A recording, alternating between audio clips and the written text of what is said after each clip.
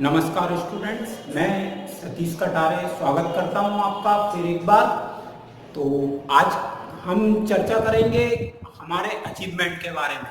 आपके सब स्टूडेंट्स और विजिटर के सहयोग से हमने 100 सब्सक्राइबर पूरे कर लिए हैं और हमारे चैनल को मिल गया है कस्टम यूआरएल, यानी कि अब आप इसे सर्च कर सकते हैं सीधे अपने जो भी ब्राउजर आप इस्तेमाल करते हैं उसमें नीचे दी गई लिंक से youtube.com/c/ITI इंजीनियरिंग ड्राइंग। तो इस लिंक पर जैसे ही आप एंटर करेंगे आप सीधे हमारे चैनल पर पहुंच जाएंगे। तो नीचे दी गई लिंक को ध्यान में रखिए और हमेशा पहुंचने के लिए इस लिंक का इस्तेमाल करें। तो चलिए अब हम चर्चा कर लेते हैं आज की वीडियो में क्या खास है। तो दोस्तों, आज हम लेकर आए हैं आपके लिए सेकंड सेमेस्टर से स्केल।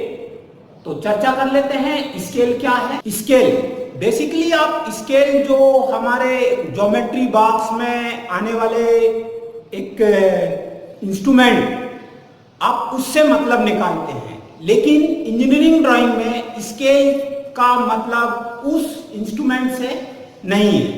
तो इंजीनियरिंग ड्राइंग में स्केल है क्या? हम जब ड्राइंग बनाते हैं तो ड्राइंग बनाते समय हम किसी स्पेसिफाइड डायमेंशंस या माप का इस्तेमाल करते हैं। अब जैसे मान लीजिए हम कोई घड़ी के पुर्जे का डिजाइन कर रहे हैं, तो हम उतने छोटे पुर्जों की डिजाइंस नहीं कर पाएंगे।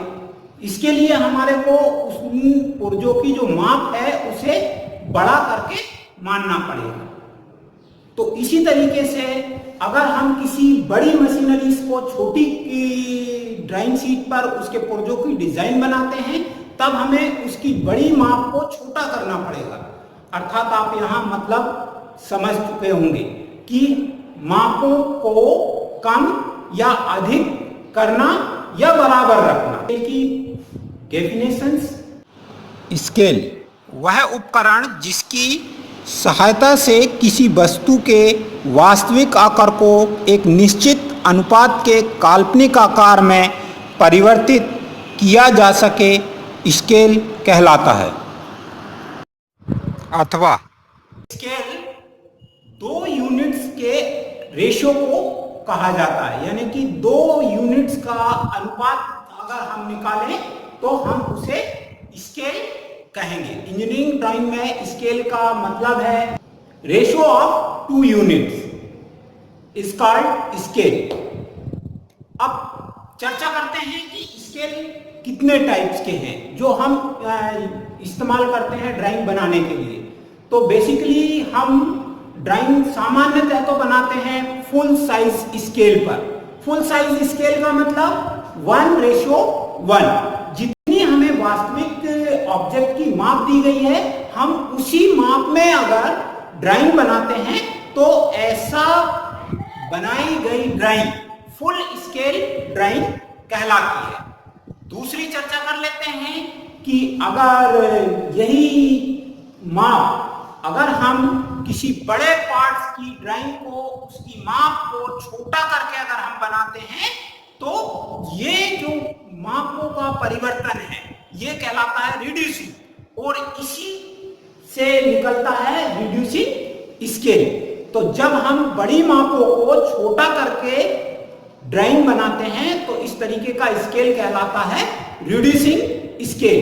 इसका जो रेशियो होता है उसमें ऊपर 1/, नीचे की तरफ x की वैल्यू में कुछ भी हो सकता है। x की वैल्यू 100 हो सकती है, 20 हो सकती है, 500 हो सकती है, 25 हो सकती है, तो कुछ भी हो सकती है। यानी कि जहां पर अंश का मान 1 और हर का मान कुछ 1 से बड़ा हो तो ऐसा स्केल कहलाएगा हमारा रिड्यूसिंग स्केल। और थर्ड टाइप का जो हमारा स्केल है वो है एनलार्ज स्केल।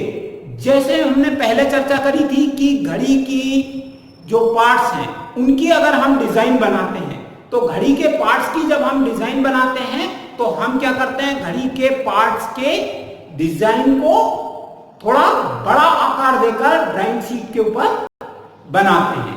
ऐसे छोटे छोटे पार्ट्स की डिजाइन बनाते समय हमें बड़ी कठिनाइयां होती हैं, तो इन कठिनाइयों से निजात पाने के लिए हम उनकी माप को बड़ा कर लेते हैं। तो ऐसे में हम जिस स्केल का इस्तेमाल करते हैं वो होता है एनलार्ज स्केल। तो एनलार्ज स्केल में जो रेशियो होता है उसमें अंश का मान x/1, यानी कि अंश हमेशा बड़ा होगा, कोई एक से बड़ा अंक होगा और हर में हमेशा सिंगल डिजिट 1 रहेगा। तो ऐसा स्केल हमारा कहलाएगा एनलार्ज स्केल। तो अभी बेसिकली ये 3 टाइप के जो स्केल है इनका कॉन्सेप्ट समझना जरूरी है कि ये किस तरीके के हैं। आगे हम चर्चा करेंगे डिफरेंट टाइप्स ऑफ स्केल की, जिनमें हम चर्चा करेंगे plane scale, diagonal scale, vernier scale, comparative scale. अभी के लिए बाय बाय। हमारे चैनल्स को लाइक और सब्सक्राइब करना ना भूलें, और अगर हमारा वीडियो पसंद आए तो इसे शेयर जरूर करें अपने दोस्तों के साथ, ताकि वो भी इस चैनल का लाभ उठा सकें।